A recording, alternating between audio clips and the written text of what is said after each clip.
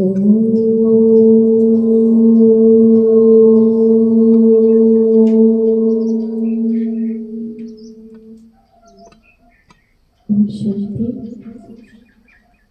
सर्वप्रथम हर कार्य की शुरुआत हम परमात्मा की याद से करते हैं, तो सबसे पहले मैं परमात्मा शिव निराकार को इस कार्यक्रम के लिए आमंत्रित करती हूँ और महसूस करती हूँ कि परमात्मा आज हम सभी के बीच में उपस्थित है। साथ ही साथ आज चारों तरफ पूरे भारत में हम देखते हैं कि कथा का बड़ा महत्व है और अपने भारतवर्ष में ही अनेक कथाएं सुनाई जाती हैं। और जब जीवन में दुख आता है, कष्ट आता है, परेशानी आती है, तब व्यक्ति सोचता है कि हम परमात्मा की कथा रखें, सत्यनारायण की सच्ची कथा रखें, जिससे हमारे जीवन के दुख शोक आदि शांत हो, धन धान्य से भरपूर हो, हर प्रकार से जीवन खुशहाल हो, इस मनुष्य लोक में हमारा जीवन सुखद हो और उसके बाद मृत्यु के पश्चात मुक्ति मिले और मुक्ति धाम के बाद देवलोक में देव पद की प्राप्ति हो। उसका आधार समझते हैं कि जब ये कथा सुनेंगे और जिसने ये कथा सुनी उसके जीवन में हर प्रकार से सुख संपन्नता से वो भरपूर हुए। और जिसने भी इस कथा का निरादर किया या नहीं कराई या इसका जो प्रसाद होता है वो नहीं लिया, उसको छोड़ दिया, तो भगवान रुष्ट हो जाते हैं और उनको श्राप मिल जाता है, उनके जीवन में दुख आ जाते हैं, कष्ट आ जाते हैं। इसलिए इस कथा का बड़ा प्रचलन है।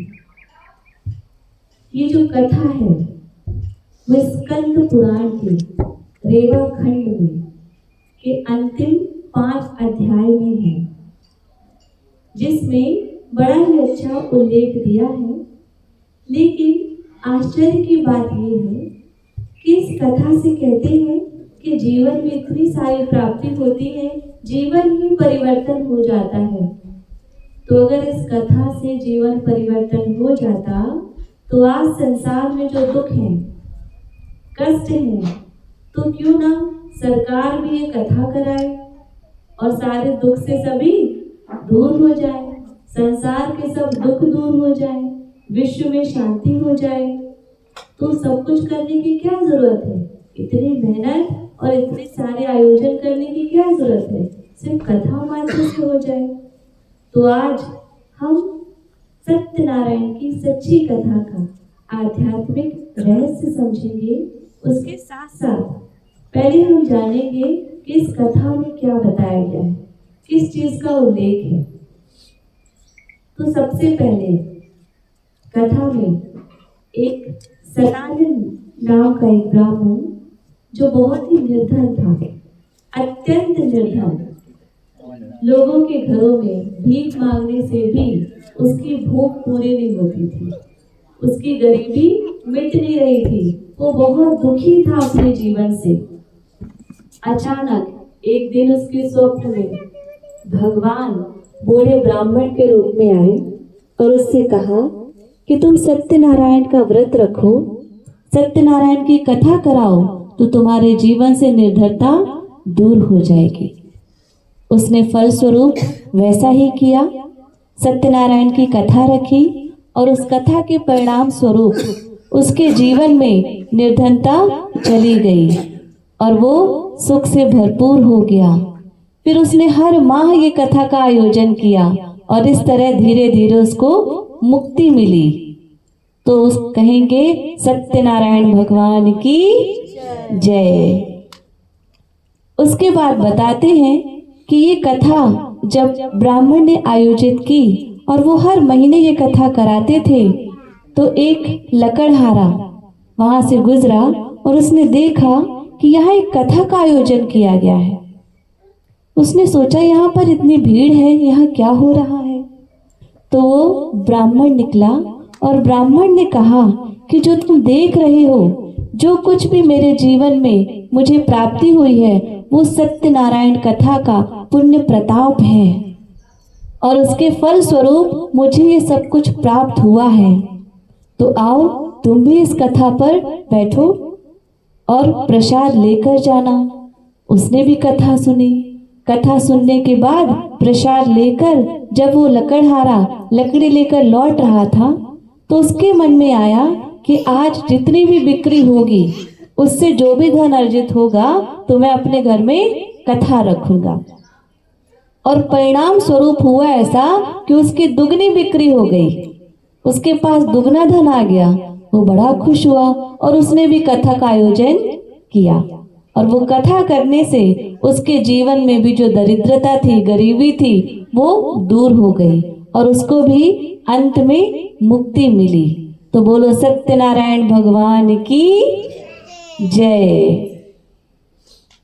जब ये दोनों जगह कथाएं हुई तो नगर के राजा के पास ये बात पहुंची कि इन्होंने, ब्राह्मण ने कथा कराई, लकड़हारे ने कथा कराई और कथा कराने से उनके जीवन में धन्य धान्य से वो भरपूर हुए। तो ऐसी कथा तो पूरे नगर में राजकोष से धन से एक बड़ा महा आयोजन करना चाहिए जिसमें नगर के सभी स्त्री पुरुष, गरीब अमीर, हर प्रकार के वर्ग आयु के लोगों को बुला करके एक महा आयोजन किया जाए। तो उसने ऐसा ही किया जिसमें सबको बुलाया और बहुत बड़ा भव्य आयोजन किया। उस कथा में सब प्रकार के लोग पहुंचे। एक बनिया था जिसको कहते हैं साधु बनिया। वो बनिया भी पहुंचा, उसने भी कथा सुनी। उसके बाद जब वो लौटने लगा तो राजा ने कहा कि तुम भी कथा रखो अपने यहाँ, इस कथा से सब प्रकार की प्राप्ति होती है। तो उस बनिए ने कहा मुझे कथा कराने की क्या जरूरत है, मेरे पास तो सब कुछ है, धन है, वैभव है, सुख संपत्ति है, साधन सुविधाएं हैं, कुटिया है, सब कुछ है, मुझे क्या जरूरत है, नौकर चाकर भी है, सब कुछ है मेरे पास।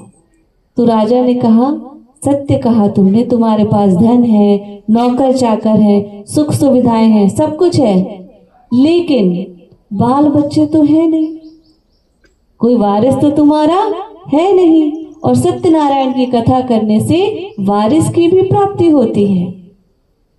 तो वो थोड़ा भावुक हो गया और भावुक होने पर उसने कहा ठीक है मैं जरूर कराऊंगा, और वो अपने घर की तरफ निकल जाता है।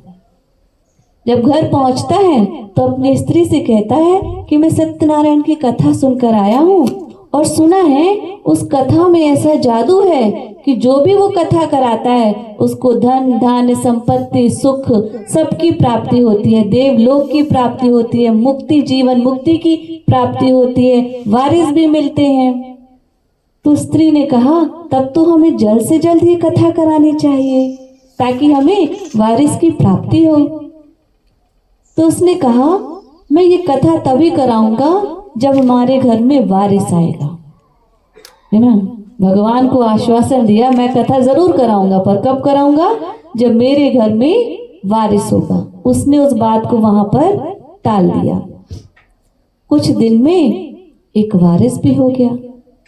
अब जो बनिया था, साधु बनिया, जो बनिया, कास्ट के बनिया की बात नहीं हो रही है, बनिया माना हम सबके जीवन का साक्षात्कार हम उस जीवन कहानी से देख सकते हैं। बनिया माना अकेला वो नहीं, हम सबकी जीवन कहानी उससे जुड़ी हुई है। तो वो जो बनिया था, साधु बनिया, उसकी स्त्री का नाम था लीलावती। और कुछ ही दिन बाद उनके घर में एक कन्या रत्न की प्राप्ति हुई और उसका नाम रखा कलावती। अब जब बच्ची पैदा हो गई, अब उन्होंने ये तो नहीं कहा था कि मुझे पुत्र चाहिए या पुत्री चाहिए, उन्होंने कहा था मुझे तो वारिस चाहिए। तो वारिस में उन्हें कन्या रत्न की प्राप्ति हुई। कुछ दिन बाद उनकी स्त्री ने यानी लीलावती ने फिर से कहा कि आपने कहा था सत्यनारायण की कथा कराएंगे जब वारिस होगा, तो चलिए अब कथा करा लेते हैं। तो उसने कहा ऐसा है, अब जब कलावती की शादी होगी तब कथा कराएंगे, है ना। तो होता क्या है, कई स्त्रियां अपने पति को कहती हैं कुछ करने के लिए, लेकिन उनकी सुनी नहीं जाती, टाल दी जाती है। तो इस प्रकार उन्होंने भी टाल दिया और कहा जब इसकी शादी होगी तब हम कथा कराएंगे। अब शादी का समय आ गया, शादी हो गई। शादी होने के बाद फिर लीलावती ने याद दिलाया कि आपने कहा था कथा कराएंगे, अब तो शादी भी हो गई, अब कथा करा लेते हैं। तो उसने कहा ऐसा है, अब मेरा मूड नहीं है ना, उसने टाल दिया। हमारे साथ भी क्या होता है, हम जब जीवन में कुछ व्रत लेते हैं, कुछ सोचते हैं करने की कि हम ऐसा करेंगे, फिर सोचते हैं इस दिन करेंगे, इस 1 जनवरी से करेंगे ना, अच्छे सोमवार के दिन करेंगे या गुरुवार के दिन करेंगे या जन्मदिन के दिन करेंगे, किसी विशेष दिन करेंगे, और फिर धीरे धीरे उसको टालते जाते हैं। अगर हम अपने जीवन में देखें तो ऐसी कई चीजें हैं जो हम टाल करके आगे बढ़ते चले गए। किसकी तरह? उस साधु बनिया की तरह। अब वो टालते टालते बच्चे की शादी भी हो गई। शादी के बाद वो चला गया शहर की तरफ। किस लिए? धन कमाने के लिए। वो और अपने दामाद को भी ले गया। तो अब देखिए यहाँ जो वारिस की बात हुई है, वारिस माना क्या होता है समझते हैं? कि हमारा जो छूटा हुआ संभालेगा, हमारे जाने के बाद हमारा घर गृहस्थी है ना, संपत्ति जो संभालेगा वो वारिस कहलाता है। तो छूटे हुए को संभालने के लिए कौन चाहिए हमें? वारिस। तो आज हमें जो जीवन दिखता है वो कौन सा दिखता है? जो पीछे छूटने वाला है। क्या आगे जीवन नहीं है? आगे जीवन है या नहीं? हम सारी मेहनत किसके लिए करते हैं? छूटे हुए को संभालने के लिए। और आगे के लिए? आगे की क्या तैयारी करते हैं? अब आप सोचिए, जब आप किसी यात्रा पर जाते हैं तो जो पीछे छोड़ के जा रहे हैं सिर्फ उनका ध्यान रखते हैं या आगे की यात्रा का भी? क्या करते हैं? आगे जाना है तो रिजर्वेशन कराते हैं, फिर कहाँ रुकना है वो भी देखते हैं, फिर वहां खाएंगे पिएंगे क्या उसकी भी तैयारी करते हैं। करते हैं या नहीं करते? कि नहीं मेरे बच्चे घर में हैं, वो क्या खाएंगे पिएंगे, उनके लिए रख जाएं, और हम तो जाते हैं जो गाड़ी मिल गई तो बैठ जाएंगे, जहां पहुंच गए वहीं खा लेंगे। ऐसे करते हैं क्या? नहीं, आगे की तैयारी करते हैं ना। अब कईयों का कहना है हमें तो पिछला दिखता है, आगे का तो दिखता ही नहीं है। पीछे का दिखता है कि हमारे बच्चे और ये सब छूट रहा है, आगे का तो जीवन हमें दिखता ही नहीं है। लेकिन ऐसा नहीं है कि आगे का नहीं दिखता। आप सोचिए, एक किसान जो अनाज बोता है तो क्या वो जो बोया है सिर्फ उसे ही खाता रहता है कि आगे भी बोता है? बोते हैं ना, कि वही खाते रहेंगे? हर साल बोते हैं कि नहीं बोते? क्या बो तो लिया है, इतना अनाज निकल आया है, अब क्या जरूरत है, खाते रहो। पर नहीं, आगे क्या खाएंगे? तो आगे के लिए भी तैयारी करते हैं या नहीं करते? तो अगला दिखता है कि नहीं, कि पिछला बस दिखता है? दिखता है, दिखता है। अब आप सोचिए, एक शहर में 4 प्रकार के लोग हैं। अरबपति, करोड़पति, लखपति या रोडपति। 4 प्रकार के लोग, और चारों ही घर में एक ही दिन एक एक बच्चे पैदा हुए। अब जो चारों जगह बच्चे पैदा हुए वो किस कंडीशन में पैदा हुए? ऐसा कौन सा कर्म हुआ कि कोई गरीब के यहाँ हुआ, कोई लखपति के यहाँ हुआ, कोई अरबपति के यहाँ हुआ? क्या कारण है? सोचा तो अगला दिखता है। यहां से आगे जब हम जाएंगे तो हम कैसे घर में जन्म लेंगे? पुण्यात्मा के घर में, महात्मा के घर में, धर्मात्मा के घर में या चोर के घर में? कैसे घर में जन्म लेंगे? अगला होगा या पिछला? तो क्या दिखता है? अगला है ना, हम सारी तैयारी किसकी कर रहे हैं? पिछले की। अगला तो हम सोचते ही नहीं है ना। तो वारिस माना सिर्फ ये नहीं जो पिछला है, हम जिसके घर में जन्म लेंगे उस घर के हम कौन कहलाएंगे? वारिस होंगे कि नहीं होंगे? पहले से पैदा होते ही वारिस बन जाते हैं कि मेरी प्रॉपर्टी का वारिस आ गया। कहां से आ गया? आया या नहीं आया? आता है ना। तो हमें अगले की भी तैयारी करनी है। हम साथ हमेशा पिछला ही देखते रहते हैं। तो अब क्या हुआ, वो साधु बनिया पहुंच गया कहाँ? बढ़िया शहर में। आगे निकल गया और वहां निकल के घूमने लगा, कमाने लगा। और यहाँ किसको छोड़ गया? कौन छूट गई? लीलावती और कलावती। उन्हें लेकर नहीं गए, खुद गया और अपने दामाद को ले गया ना, और इनको छोड़ गया। अब जब इनको छोड़ गया और कथा तो की नहीं, कथा की नहीं की, तो अब लीलावती को ये था कि कुछ दिन में वो लौटने वाले हैं, तो वो सुरक्षित घर लौटे, इसके लिए उसने कथा का आयोजन किया। और यहाँ इतने दिन से जो कथा टाली हुई थी उसके फल स्वरूप हुआ क्या कि राजा के यहाँ चोरी हुई। और जब चोरी हुई तो वो जो धन ना सोना चांदी लेकर के जो भाग रहा था, उसने देखा कि उसके पीछे सैनिक पड़े हुए हैं। सैनिकों को देख करके उसने वो धन की पोटली किसके पास रख दी? ये बनिए और उसके दामाद के पास रख के भाग गया। और उन सैनिकों ने देखा कि धन की पोटली किसके पास है? बनिए के पास। तो इनको लेकर के उसने कैद में डाल दिया, कारावास में डाल दिया। अब वो दुख पड़ा। दुख का कारण क्या था?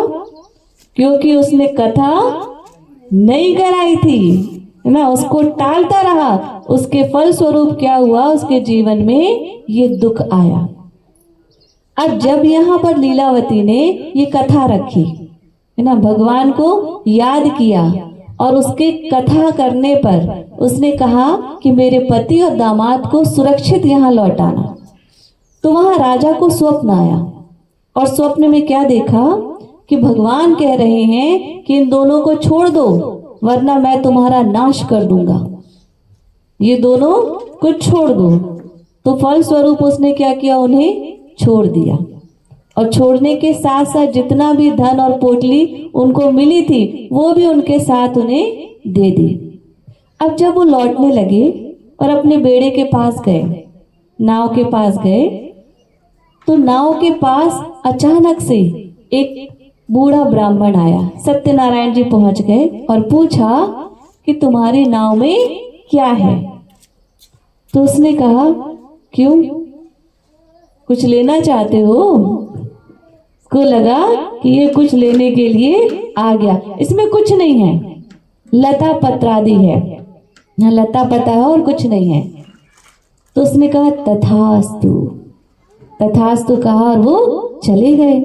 अब नाव चलते चलते नाव हल्की हो गई। अब जब नाव हल्की हुई तो उसको लगा अरे हल्की क्यों हो गई? और जैसे ही वो पत्तल हटाए तो देखा अंदर क्या था? सब लता और पत्रादि बन गए। सारा सोना चांदी हीरे मोती सब गायब हो गए। तो दामाद चतुर था, उसने सोचा कि वो कोई साधारण ब्राह्मण नहीं था, कोई ऐसे ही साधु नहीं था, वो कोई विशेष था, हमें जा करके उनसे माफी मांगनी चाहिए। तो वो जाकर के नगर में उनको ढूंढने लगे और ढूंढ करके उनसे माफी मांगी।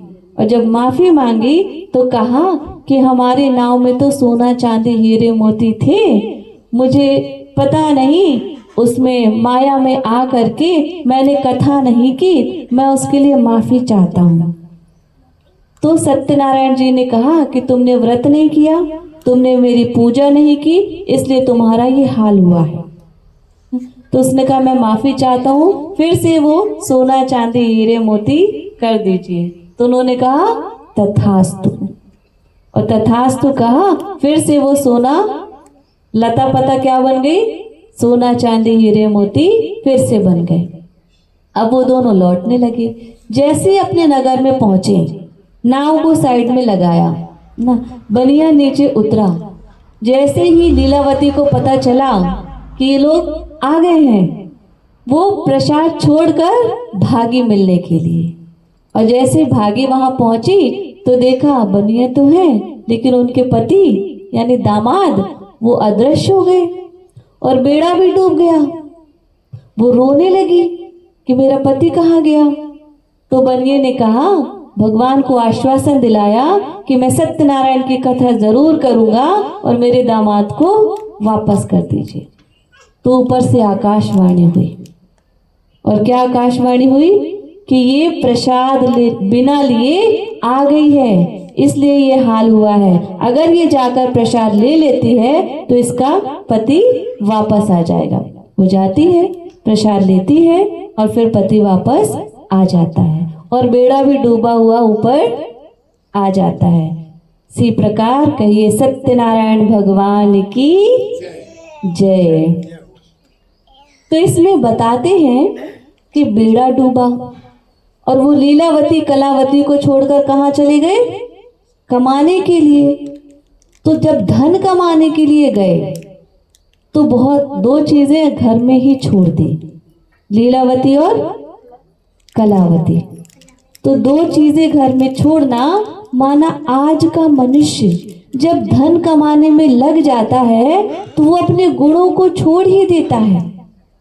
यानी संयम, नियम, प्रेम, दया, करुणा, सहयोग, क्षमा, ये सबको छोड़कर साइड रखकर वो क्या करता है? मात्र धन कमाने में लग जाता है।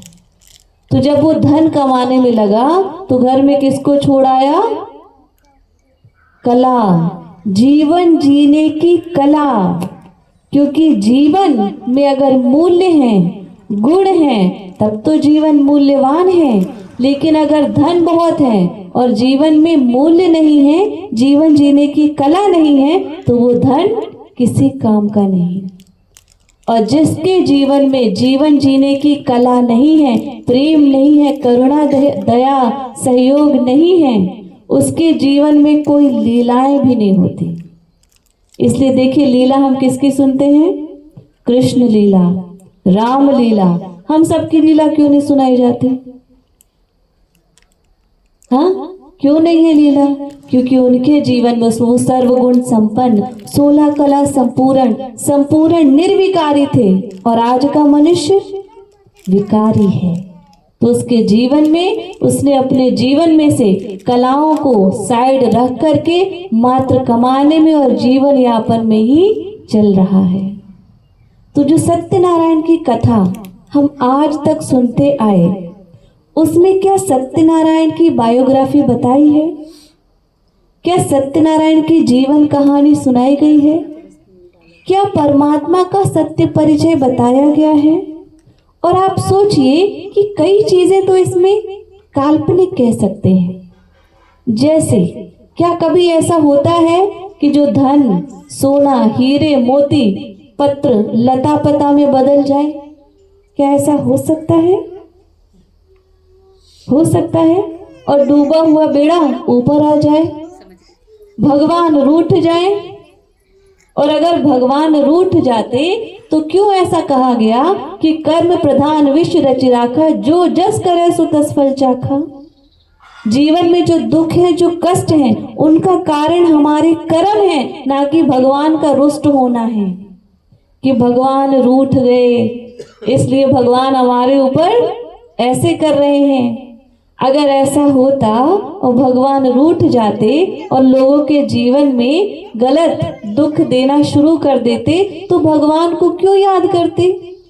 दुखी मनुष्य या पापी मनुष्य भगवान को क्यों याद करता?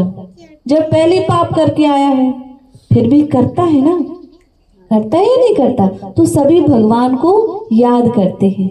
तो ये जो हमने सत्यनारायण की कथा सुनी, इसमें सत्यनारायण का कोई बोध नहीं है। हमने जो कहानी सुनी वो किसकी सुनी? साधु बनिए की, लीलावती कलावती की, ब्राह्मण की, लकड़हारे की, राजा की। लेकिन सत्यनारायण की हमने उनकी कहानी सुनी जिन्होंने कथा की तो उनको जीवन में मुक्ति, जीवन मुक्ति की प्राप्ति हुई और उनको वैकुंठ में देव पद की प्राप्ति हुई। हमने उनकी कथा सुनी, लेकिन सत्यनारायण की सच्ची कथा तो हमने सुनी ही नहीं। सत्यनारायण का बोध तो हमें हुआ ही नहीं। तो आज परमात्मा स्वयं हम बच्चों को सत्यनारायण की सच्ची कथा सुनाते हैं। सत्यनारायण की कथा जब हम करते हैं, जो भी अपने घर में इस कथा को रखते हैं, वो क्या करते हैं कि भोजन छोड़ देते हैं, उपवास रखते हैं ना, उस कथा के दिन उपवास रखते हैं और मीठा मीठा खाते हैं। जब खाएंगे तो क्या खाएंगे? सिर्फ मीठा मीठा, नमक नहीं खाना है। क्या लेना है? केवल मीठा मीठा। और हाथ में एक फूल रखकर सत्यनारायण की याद में दिन व्यतीत करते हैं, सत्यनारायण जी की कथा सुनते हैं, उसके बाद मीठा मीठा खाते हैं, है ना। और इसी प्रकार ये कथा संपन्न हो जाती है। ऐसे ही करते हैं ना कथा, है ना। अब परमात्मा कहते हैं ये जो कथा हुई ये हुई नैमिषारण्य में। नैमिषारण्य तीर्थ स्थल पर ये कथा कराई गई थी। तो नैमिषारण्य का अर्थ क्या है? नैमिष का मतलब होता है पलक झपकने जितना समय, यानी इतने थोड़े से समय में। और आरण्य का मतलब होता है वन। आरण्य माना वन, तो नैमिष माना होता है पलक झपकने जितना समय, जिसमें हम आत्मानुभूति कर लें। कितनी देर लगती है आत्मानुभूति में? 1 सेकंड, पलक झपकते जितने समय, लेकिन वो अभ्यास से होता है। और वन माना मन रूपी वन में। मन कैसा है? वन के समान। कितना कुछ आता जाता है। जंगल में जाओ आप, बहुत कुछ दिखता रहेगा, पूरे रास्ते दिखता रहेगा। इसी प्रकार मन में क्या होता है? बहुत सारे संकल्प चलते हैं, बहुत कुछ दिन रात चलता रहता है। तो मन रूपी वन में दिव्य गुण जिसके भरे होंगे, है ना, ऐसे तीर्थ स्थान, तीर्थ माना जो तारने वाला है, ऐसे तीर्थ स्थान पर सत्यनारायण की कथा हो सकती है। ठीक है, तो अब हम सच्ची सत्यनारायण की कथा सुनेंगे जो कि स्वयं परमात्मा सुनाते हैं। तो उसके पहले हम परमात्मा के सत्य परिचय को जाने कि परमात्मा आखिर है कौन। सर्वात्माओं के पिता का कैलेंडर दिख रहा है?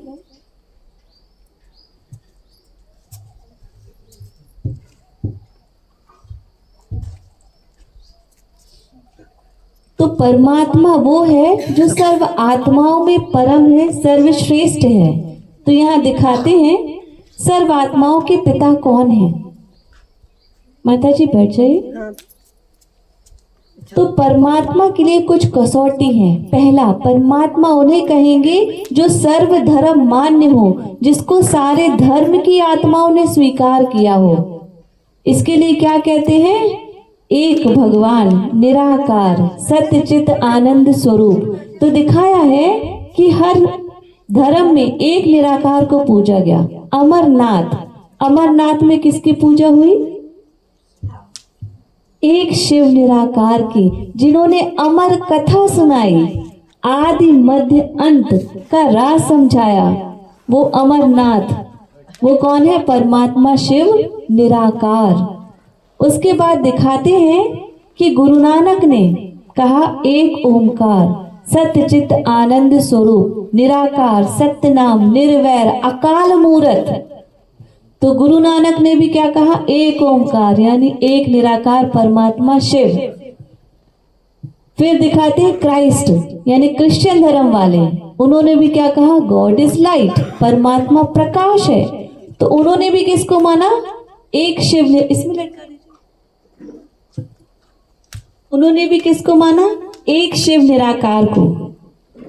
फिर दिखाते हैं रामेश्वर, रामेश्वर माना श्री राम के भी ईश्वर। वो कौन है? निराकार परमात्मा शिव। श्री राम ने भी युद्ध पे जाने से पहले किसकी पूजा की? एक शिव निराकार की। है ना। फिर दिखाते हैं गोपेश्वर। गोपेश्वर यानी श्री कृष्ण ने भी, श्री कृष्ण के भी हृदय में समाने वाले वो कौन है? निराकार परमात्मा शिव। फिर विश्वनाथ, पूरे विश्व के नाथ, सर्व आत्माओं के पिता, वो भी कौन है? निराकार परमात्मा शिव। तो कहने का भाव, हर धर्म में एक निराकार परमात्मा शिव को ही पूजा गया है और उनको जब भी याद करते हैं तो पिंडी के रूप में याद करते हैं। उनका खुद का कोई शरीर नहीं है। इसलिए कहा जाता है बिन पग चले सुने बिन काना, क्योंकि उनका खुद का शरीर नहीं है लेकिन पर काया प्रवेश करते हैं, यानी एक मानव तन का आधार लेते हैं इस सृष्टि की पुनर्स्थापना के लिए। इसलिए शिव जी का जो वास्तविक रूप है वो ज्योति बिंदु है और इसलिए उनकी यादगार पूरे विश्व के कोने कोने में बनाई गई है। और इस संसार में सर्वप्रथम जिनकी पूजा हुई थी वो है शिव निराकार। इसलिए जितने पुराने मंदिर मिलेंगे किसके मिलेंगे? शिव जी के मिलेंगे। आप देखिए, चूंकि वो सर्वात्माओं के पिता हैं, इसलिए गरीब अमीर कैसे भी जाति वाला हर एक व्यक्ति परमात्मा शिव की पूजा कर सकता है। और इनका पूजन और स्थल दोनों बहुत ही सहज हैं। परमात्मा शिव की जब हम पूजा करते हैं तो ऐसा नहीं है बड़ा भव्य मंदिर बनाएं तब उन्हें स्थापित करें। एक पेड़ के नीचे भी शिव की पिंडी रख दी जाती है, रखते हैं। और चूंकि शिव निराकार ऊपर से आते हैं, इसलिए जब भी इनका पूजन होता है या जब इनकी स्थापना होती है तो मंदिर बनाने के बाद कभी नहीं होती, वो ऊपर से आते हैं। तो या तो पहले स्थापित करते हैं फिर मंदिर बनाया जाता है, या मंदिर बन गया तो ऊपर का शेड नहीं बनाते, पहले ऊपर से लाते हैं शिव जी को, स्थापित करते हैं, उसके बाद बनाया जाता है। क्यों? क्योंकि जो हम कहते हैं ऊपर वाले, तो वो ऊपर वाले कौन है? वो है निराकार परमात्मा शिव। परमात्मा शिव जिन्होंने 3 देवताओं की रचना की, इसलिए हम उन्हें कहते हैं God. GOD God, G for generator, O for operator and D for destructor, है ना। ब्रह्मा विष्णु महेश तीनों के रचयिता कौन है? निराकार परमात्मा शिव। परमात्मा शिव की पूजा के लिए हम उन पर जल चढ़ाते हैं। गरीब से गरीब व्यक्ति भी लोटा जल चढ़ा सकता है, बेलपत्र चढ़ाते हैं। कितनी सहज पूजा है शिव जी की।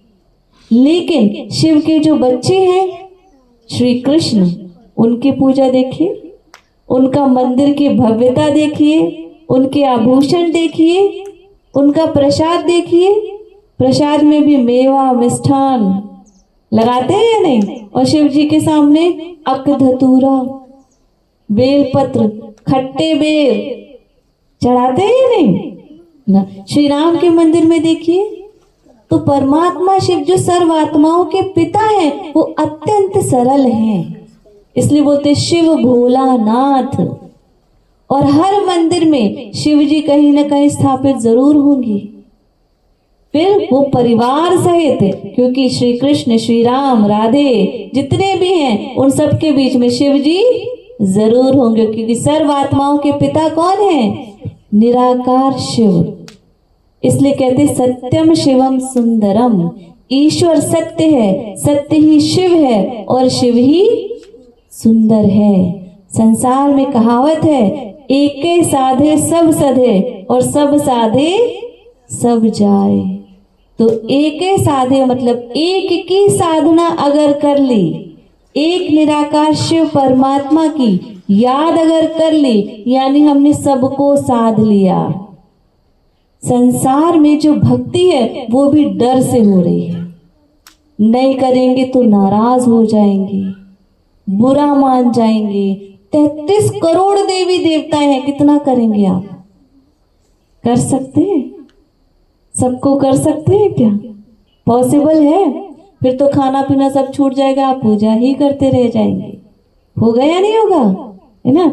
इसलिए क्या कहते हैं, एक साधे सब सधे। एक शिव को ही अगर प्रसन्न कर लिया तो सभी प्रसन्न हो जाएंगे। रब राजी तो सब राजी ना, तो वो है निराकार परमात्मा शिव। अब जो बताई जाती है सत्यनारायण की सच्ची कथा, उसका जो वृतांत है, उसका जो फल है, जिस कथा के बारे में भगवान ने इस संसार में, कहते हैं जब नारद जी मृत्यु लोक में आए थे तो उन्होंने यहाँ बहुत कष्ट देखा, बहुत दुख देखा। उस दुख के निवारण के लिए जब वो भगवान के पास गए कि कैसे मृत्यु लोक के वासी दुख से बच सकते हैं, उसके लिए क्या किया जाए, तो भगवान ने कहा सत्यनारायण की सच्ची कथा की जाए। और वो सत्यनारायण की सच्ची कथा क्या है, वो तो बताई ही नहीं गई, वो लोगों तक पहुंची ही नहीं। तो सत्यनारायण की सच्ची कथा माना सत्यनारायण के 84 जन्मों की कहानी। वो सीढ़ी का चित्र लगा दे। सत्यनारायण के 84 जन्मों की कहानी, तो उसमें जो सत्यनारायण हैं उनका विराट रूप दिखाते हैं। आप यहाँ देख रहे होंगे लक्ष्मी और नारायण, नारायण को चतुर्भुज दिखाते हैं ना। तो एक हाथ में क्या है, शंख है, चक्र है, गदा है और कमल। 4 चीजें दिखाते हैं ना, चारों हाथों में अलग अलग चीजें दिखाते हैं, अलंकार दिखाते हैं। तो आपको क्या लगता है, क्या ये सब लेकर ही घूमते होंगे? क्या कोई ऐसे घूम सकता है? एक फोन लेकर घूमने में हाथ दुखने लगता है, उसके लिए भी पॉकेट चाहिए, बैग चाहिए, कुछ चाहिए या नहीं चाहिए, है ना। तो ये जो सत्यनारायण को दिखाया है चारों अलंकार, इसका भी बहुत गुण राज है ना, कि सत्यनारायण की जीवन कहानी कैसी रही, इस पर ही पूरा राज समाया हुआ है। तो सबसे पहले जो परमात्मा ने कहा कि जो सत्यनारायण की सच्ची कथा करेगा उसको जीवन में धन दान सुख संपदा सब कुछ प्राप्ति होगी, वैकुंठ की प्राप्ति होगी, वैकुंठ में भी देव पद की प्राप्ति होगी और मुक्ति, जीवन मुक्ति भी प्राप्त होगा। वो कब होगा, जब नर से नारायण बनने की कथा, यानी अपने जीवन में जो हमने मीठा मीठा खाना, क्या खाया व्रत में, मीठा मीठा खाना, कुछ भी कड़वा नहीं रखना, यानी अपने जीवन को निर्विकारी बनाना। कलयुग के अंत और सतयुग के आदि के बीच में, यानी संगम के समय मात्र एक जन्म अपने जीवन को कैसा बनाना है, निर्विकारी।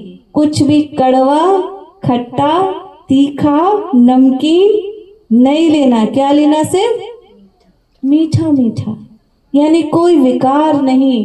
काम, क्रोध, लोभ, मोह, अहंकार, ईर्ष्या, द्वेष, घृणा, नफरत, बैर, ये सब क्या है, खट्टा, तीखा, कड़वा, ये सब छोड़कर क्या लेना है, सिर्फ मीठा मीठा। स्नेह, सुख, पवित्रता, शांति, शक्ति, ये सब मीठा मीठा है। बाकी ये सारे विकार कड़वे कड़वे हैं, इसको जीवन में नहीं लेना। तो जो पवित्रता को धारण करेगा और दिव्य गुणों को इस एक जन्म में जीवन में अपनाएगा, वही देव पद पाएगा। तो ये जो सत्यनारायण की कथा है, इसमें बताते हैं कि जो सत्यनारायण है उनका पहला जन्म इस सृष्टि पर श्री कृष्ण के रूप में होता है।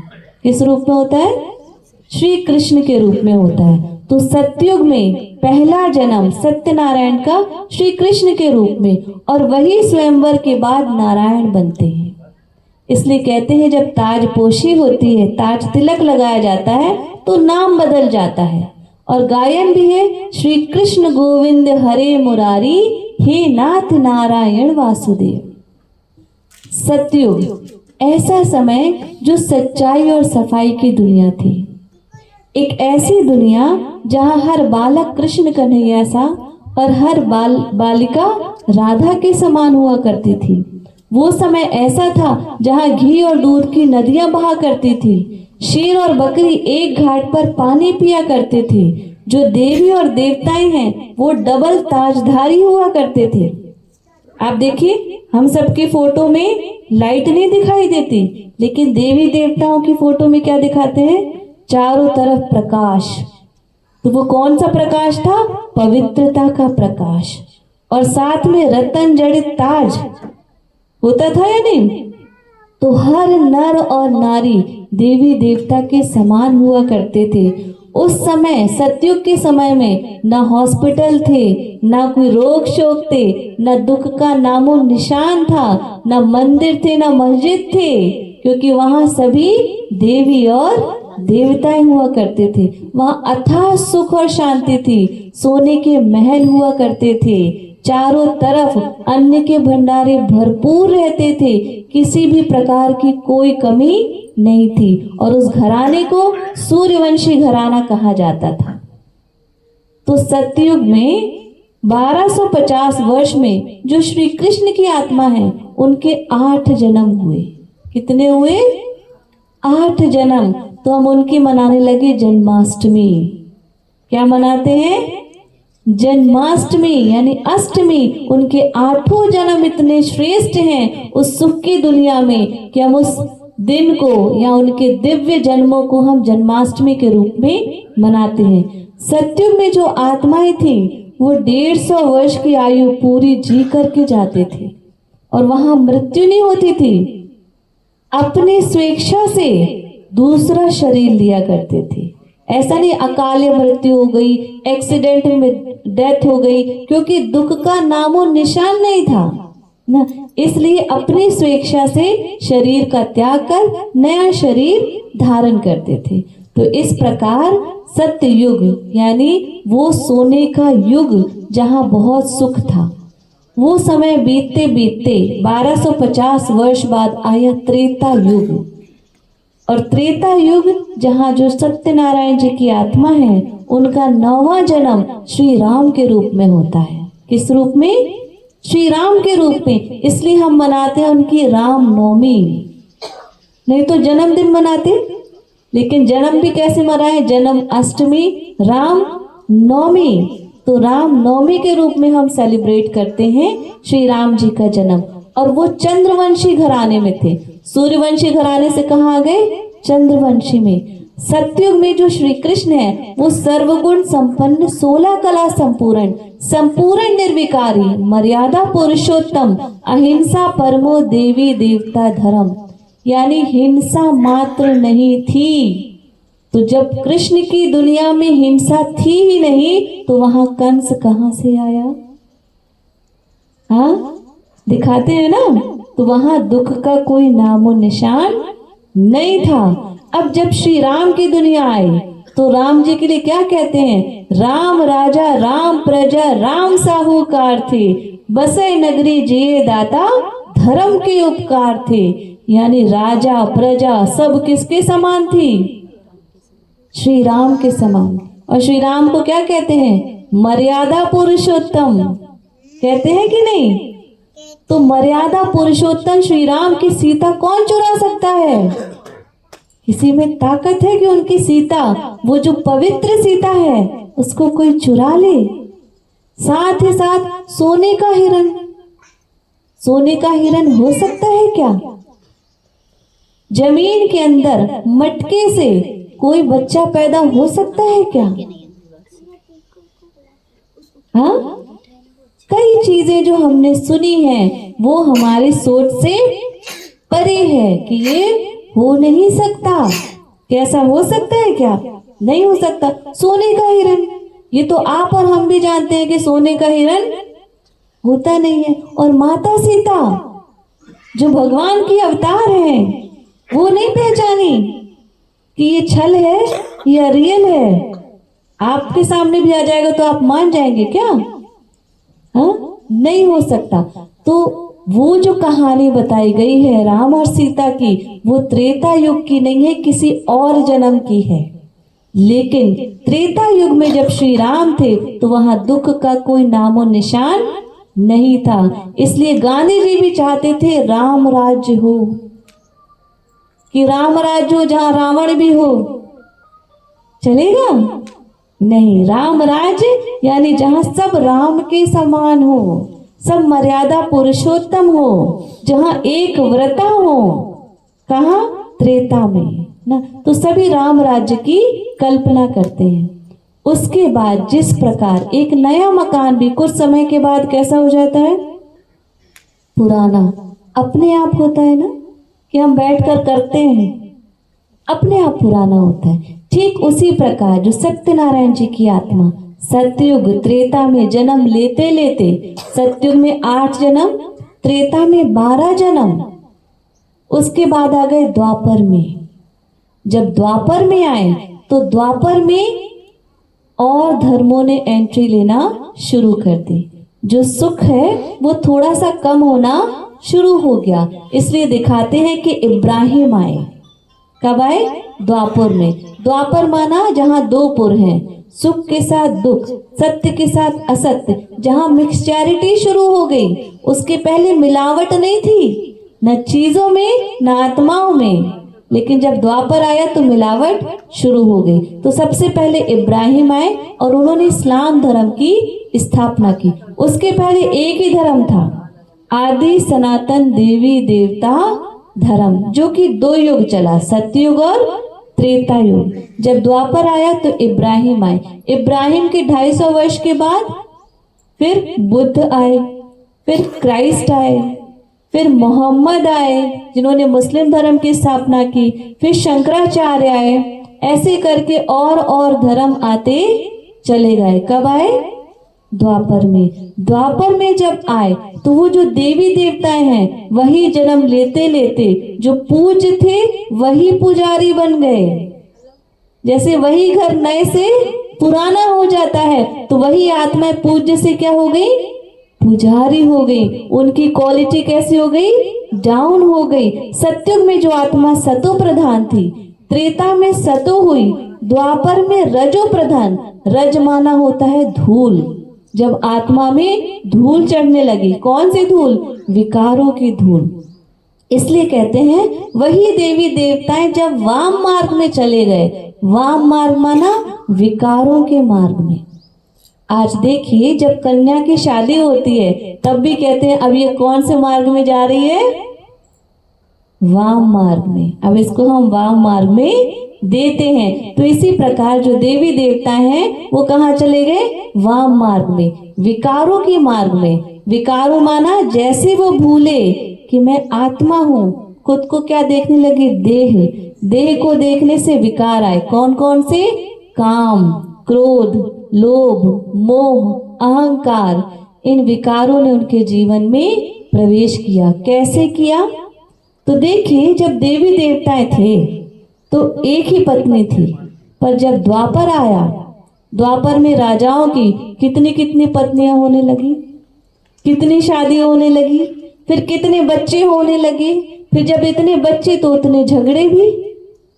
हाँ, मुझे राज्य चाहिए, मुझे राजा बनाओ, तो कितने सारे राज्य बंटने लगे। धीरे धीरे बंटवारा होने लगा, फिर युद्ध होने लगे और बढ़ते बढ़ते बढ़ते बढ़ते हम कहाँ आ गए? द्वापर से कलयुग। कलयुग माना कलाहीन युग। तो द्वापर में जो राजा विक्रमादित्य हैं उन्होंने शिव जी की पूजा की, सोमनाथ में शिव जी की पूजा की, और तब से विक्रम संवत शुरू हो गया, है ना। और जब कलयुग आया तो वही जो आत्मा है तमो प्रधान हो गई। जैसे प्रकृति में भी सुबह दोपहर शाम रात होती है, 4 पहर होते हैं, तो सुबह कितना उजाला होता है, दोपहर में भी, शाम में ढलना शुरू होता है, रात में घंघोर अंधेरा हो जाता है, होता है। इसी प्रकार आत्मा की स्थिति होती है। सुबह यानी सतयुग में 100% बैटरी, त्रेता में 80%, द्वापर में 70%, 50%, और कलयुग में हो जाती है 20%, यानी रात। तो कलयुग माना कलह कलेश का युग, कलयुग माना कलाहीन युग, कि अब हम आत्माओं में कलाएं नहीं रह गई। तो जब कलाएं नहीं हो गई, कलावती लीलावती चली गई, उनको छोड़कर हम धन कमाने में लग गए, तो जीवन कैसा हो गया? रोग, शोक, बीमारी। आज पूरी दुनिया को देखें तो कहेंगे विश्व का बहुत बड़ा हॉस्पिटल है। घर घर में रोगी हैं, है या नहीं है? हर घर में दवाइयां रखी होंगी, हर घर में किसी न किसी रोग से लोग पीड़ित हैं। ना। हर मन में दुख है, यहाँ चाहे राजा हो या रंक, सब दुखी हैं। इसलिए कहते हैं इसको मृत्यु लोक, दुख धाम। तो कलयुग के अंत में जो श्री कृष्ण की आत्मा है, यानी सत्यनारायण की, उनका अंतिम जन्म ब्रह्मा के रूप में है। किस रूप में? ब्रह्मा। इसलिए कहते हैं विष्णु की नाभि से ब्रह्मा निकला, यानी आत्मा एक ही है। फर्स्ट जन्म में कौन है? श्री कृष्ण। और लास्ट जन्म में कौन है? ब्रह्मा। और ब्रह्मा के तन का आधार लिया परमात्मा शिव ने और नई सृष्टि का सृजन किया। नई सृष्टि का सृजन कैसे किया? कहते हैं ब्रह्मा मुख से ब्राह्मण निकले। मुख से कौन पैदा हुए? ब्राह्मण। क्या हो सकता है? पॉसिबल है? पॉसिबल है? नहीं है। मुख से ब्राह्मण पैदा हुआ माना कि ब्रह्मा मुख से जो ज्ञान दिया गया, उस ज्ञान में जो चले वो कौन बन गए? ब्राह्मण, है ना।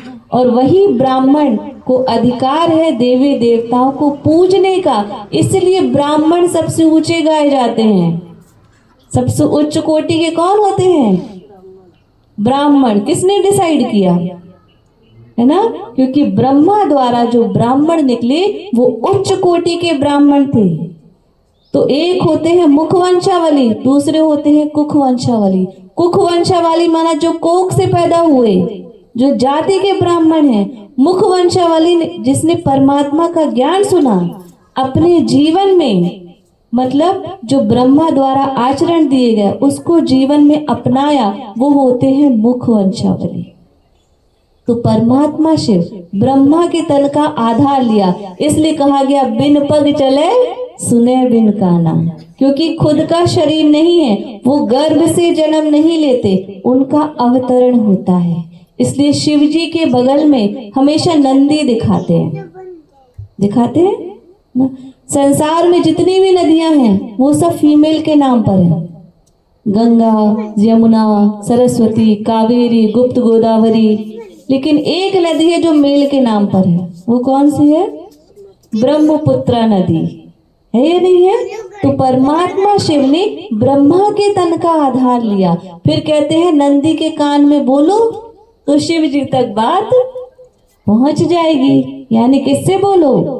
ब्रह्मा से। ब्रह्मा यानी परमात्मा शिव जो कि ब्रह्म लोक में रहते हैं, ब्रह्म लोक से आकर जिस मानव तन का आधार लेते हैं उसे कहते हैं भागी रथ, यानी भाग्यशाली रथ। और उनके द्वारा वो नई सृष्टि की स्थापना करते हैं और हम बच्चों को याद दिलाते हैं कि तुम साधारण नहीं, तुम वही विशेष आत्मा हो जो सतयुग में आई थी। क्योंकि हम सभी आत्माओं की ही यात्रा है। जो सत्यनारायण की सच्ची कथा वो मात्र उनकी कथा नहीं, वो हम सबकी कथा है।